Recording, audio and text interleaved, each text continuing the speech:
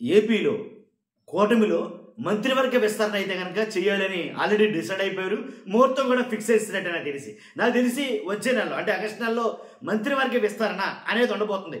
ఈ కేబినెట్ కూర్పులో చాలా అంశాలు తెర మీదకి వస్తున్నాయి. ఇప్పుడు ఎక్కువగా ఈ మంత్రివర్గ విస్తరణ గురించే ఆంధ్రప్రదేశ్లో చర్చ జరుగుతుంది. కాబట్టి మంత్రివర్గ విస్తరణలో బయటికి వెళ్ళిపోయే మంత్రులు ఎవరు? మంత్రివర్గ విస్తరణలో బయటికి వెళ్ళిపోయే మంత్రులు అంటే మంత్రిత్వం తీసేసి వేరే వాళ్ళు అంటే లోపలికి వచ్చేవాళ్ళు మంత్రికి శాఖలో ఎవరెవరికి ఇవ్వబోతున్నారు. కాబట్టి ఎవరికి ఏ పోర్ట్ఫోలియో రాబోతుంది, ఉన్న పోర్ట్ఫోలియో ఏవేవి బయటికి పోతున్నాయి తీసేస్తున్నారు అనే దాని మీద మనం ఈ వీడియో చేయబోతాం. కానీ ఫస్ట్ అయితే లైక్ చేయండి, ఎక్కువ మందికి ఇన్ఫర్మేషన్ షేర్ అవ్వాలి అసలు ఎందుకు ఉన్న వాళ్ళని తీసేస్తున్నారు అనే విషయం మీద.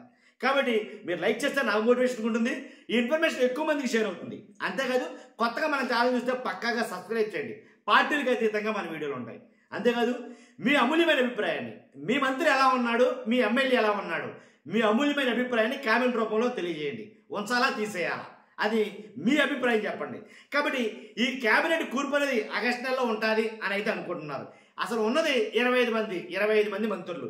దాంట్లో చంద్రబాబు నాయుడు గారు, అలాగే లోకేష్ గారు, అలాగే డిప్యూటీ సీఎం పవన్ కళ్యాణ్ గారు. కానీ వీళ్ళని నటించితే కనుక మిగిలిన మంత్రులు అందరిలో కూడా మ్యాక్సిమం వ్యతిరేకత మూటగట్టుకున్న వాళ్ళందరికీ ఎదురుగాలు ఇస్తుందని చెప్తాను నేను. కానీ ఏ మంత్రి కూడా సరిగా లేడు ఉన్న మంత్రుల్లో. కానీ దోచేయడం దాచేయడం అనే సిస్టమ్ అయితే కనుక వాళ్ళు ఫాలో అవుతున్నారేమో అండి. అంతేకాదు వాళ్ళకి ప్రజల్లో తీవ్ర వ్యతిరేకత, ప్రజలు వాళ్ళ మీద తీవ్ర అసంతృప్తితో ఉన్నారు అని నేను అనడం కాదు. ఈ మాట చంద్రబాబు నాయుడు గారు ఏవైతే కొన్ని సర్వేలు చేయించుకున్నారో ఆ సర్వేల్లో వచ్చిన రిపోర్ట్ల ఆధారంగా చంద్రబాబు నాయుడు గారే ఆ మంత్రులను పిలిపించుకుని మరి వాళ్ళకి వార్నింగ్లు ఇవ్వడం, వాళ్ళకి క్లాసులు ఇవ్వడం ఏంటి, ఒక్కొక్కరికి సుమారు 45 నిమిషాల పాటు, పావు తక్కువ గంట ఇంచుమించుగా ఒక్కొక్కరికి క్లాస్ ఇచ్చి ఇలా అయితే మీరు ఉండరు, మీరు మారాలి, లేకపోతే మార్చబడతారు, మేమే మారుస్తాం, తీసేస్తాం అని డైరెక్ట్గా కూడా మాట్లాడడం జరిగింది. అయినా వాళ్ళ పనితీరు నచ్చటలా. కానీ వాళ్ళ పనితీరు చంద్రబాబు నాయుడు గారికి నచ్చట్లేదు, అటు నియోజకవర్గంలో ప్రజలకే నచ్చటంలా. కాబట్టి నచ్చని వాళ్ళని ఉంచుకోవడం ఎందుకు, కాబట్టి నచ్చని వాళ్ళని మార్చేస్తే బెటర్ కదా అని ఉద్దేశంతో కేబినెట్ కూర్పు ఈ మంత్రివర్గ విస్తరణ అనేది చేపట్టబోతున్నారు. దీనికి ప్రధాన ఎజెండా అదే. కానీ ఏ మంత్రులు అయితే కనుక చంద్రబాబు నాయుడు గారి ప్రోగ్రెస్ రిపోర్ట్లో మంచి మార్కులు వచ్చాయో ఆ మంత్రులు ఉంటారు. ఏ మంత్రులకి చంద్రబాబు నాయుడు గారి ప్రోగ్రెస్ రిపోర్ట్లో సరైన మార్కులు రాలేదో, ఫెయిల్ అయ్యారో అలాంటి వాళ్ళందరూ కూడా బయటికి వెళ్ళిపోతారు. దాంట్లో ఎలాంటి డౌట్ లేదు. అసలు ఎవరు అనేది చూస్తే కనుక అంటే ఈ మంత్రుల మీద వ్యతిరేకత కానీ, వాళ్ళకి ఎదురుగాలి కానీ, ఇలాగా అసంతృప్తి కానీ ఇలా అయితే ఉందో ఆ మంత్రులను చూద్దాం ఒకసారి.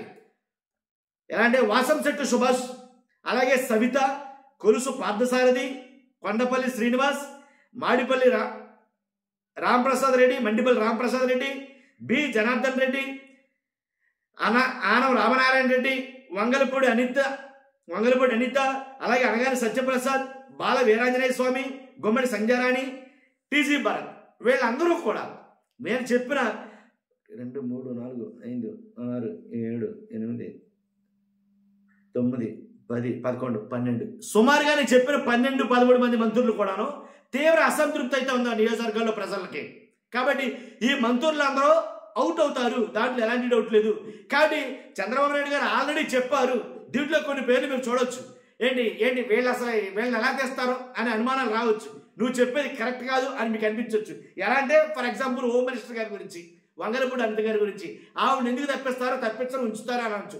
ఉంచితే ఉంచొచ్చు, కానీ అసంతృప్తి అయితే మాత్రం తీవ్రంగా ఉంది. ఎలా అంటారేమో ఓన్లీ జగన్ గారిని టార్గెట్ చేయడమే, రెండోది ఏమీ లేదు. తర్వాత లా అండ్ ఆర్డర్ బాగోలేదని నేను చెప్పడం కాదు. ఈ మాట లా అండ్ ఆర్డర్ బాగోలేదు, వంగలపూడి అనిత గారు లా అండ్ ఆర్డర్ అసలు కుదరట్లేదు, రాష్ట్రంలో లా అండ్ ఆర్డర్ లేదు అని ఎవరు చెప్పారు చెప్పండి. ఎవరైతే డిప్యూటీ సీఎం ఉన్నారో పవన్ కళ్యాణ్ గారు, ఆయన చెప్పిన మాటే. అదే హోమ్ మినిస్ట్రీ నా దగ్గర ఉంటేనా అన్న మాటలు గుర్తుండి ఉంటాయి చాలా మందికి. కాబట్టి అసలు బాగలేదు, లా అండ్ ఆర్డర్ ఫెయిల్ అయ్యింది అని అన్న మాటలు గుర్తుంటుంది. కానీ ఇలా నేను చెప్పడం కాదు, చాలా మందికి ఆల్రెడీ వాళ్ళే మాట్లాడుకున్నారు ఈ మాట. కాబట్టి అందు గురించి ఇలాగ ఒక్కొక్క పేరు తీసుకుంటే చాలా మంది కొలుసు పార్థసారథి గారి, ఇలాగ అలాగే వాసంశెట్టి సుభాష్ గారి, అసలు ఎన్ని రకాలుగా చూసుకున్నప్పుడు మీకు వ్యతిరేకత వాస్తవంగా మాట్లాడాలంటే దేంట్లో చూసుకున్నా, ఏ కేటగిరీలో చూసుకున్నా, బయట నుంచి సర్వేలు వచ్చినా సరే, చంద్రబాబు నాయుడు గారు సర్వేలు చేయించుకున్నా సరే, ఎవరు చేయించుకున్నా సరే ఆయన మీద వచ్చే వ్యతిరేకత అంతా ఎంత కాదు. కాబట్టి అసంతృప్తి ఉంది. కాబట్టి ఇలాంటి వాళ్ళందరినీ బయటకు పంపించి ఏంటి మళ్ళీ కొత్త మంత్రులకి వేరే వాళ్ళకి ఇస్తే అప్పుడు ఏమైనా ఉపయోగపడుతుంది. ఎందుకంటే వీళ్ళందరికీ కలిపిన ఒక కామన్ పాయింట్ ఒకటి ఉంది, చెప్పమంటారా? అదేంటంటే వీళ్ళెవరో కూడా పెద్దగా అంటే ఒక హోమ్ మినిస్టర్ వంగలపూడి అనిత గారిని తప్పించి మిగిలిన వాళ్ళు ఎవరో జగన్ గారి విషయంలో టార్గెట్ చేయకపోవడం, జగన్ గారిని ఏమి అనకపోవడం, జగన్ గారి వైసీపీ గత పాలన గురించి, వాళ్ళు చేసిన అక్రమాల గురించి కానీ అన్యాయాల గురించి కానీ వాళ్ళ గురించి ఏం మాట్లాడట్లేదు అని చంద్రబాబు నాయుడు గారు ఒకంత ఆగ్రహానికి గురయ్యారట. అది విషయం. నేను ఏదైతే చెప్పానో వీళ్ళందరూ కూడా అసంతృప్తితో, వ్యతిరేకతతోటి కేబినెట్ కూర్పులో నుంచి వాళ్ళ పోర్ట్ఫోలియోలు పడిపోబోతున్నాయి. తర్వాత ఎవరు తీసుకుంటారు మరి? అలాంటప్పుడు ఆ పోర్ట్ఫోలియోలు కానీ ఆ మంత్రి పదవులు కానీ ఎవరికి ఇస్తారు అని అంటే కనుక కొంతమంది పేర్లు అయితే కనుక నేను నోటీస్ చేశాను, వాళ్ళకి ఇస్తారేమో అని నా అభిప్రాయం. ఇది నా వ్యక్తిగత అభిప్రాయం. మీ అభిప్రాయం అంటే ఖచ్చితంగా తెలియజేయచ్చు.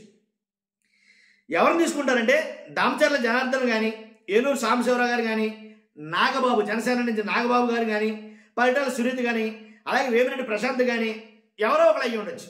కోటమిరెడ్డి శ్రీధర్ రెడ్డి కానీ, పితాని సత్యనారాయణ కానీ, కిమిడి కళా వెంకటరావు కానీ, మామిడి గోవిందరావు కానీ, పల్లా శ్రీనివాస్ టీడీపీ అధ్యక్షుడు పల్లా శ్రీనివాస్ కానీ, అలాగే నల్లారి కిషోర్ కుమార్ రెడ్డి, అదే నల్లారి కిరణ్ కుమార్ రెడ్డి మాజీ ముఖ్యమంత్రి బ్రదరు నల్లారి కిషోర్ కుమార్ రెడ్డి కానీ, ధూళిపాల నరేంద్ర కానీ, కొనతాల రామకృష్ణ కానీ జనసేన నుంచి. కాబట్టి వీళ్ళలో కొంతమందిని తీసుకోవచ్చు, అదైతే నా అభిప్రాయం. కాబట్టి మీ అభిప్రాయం ఏంటి?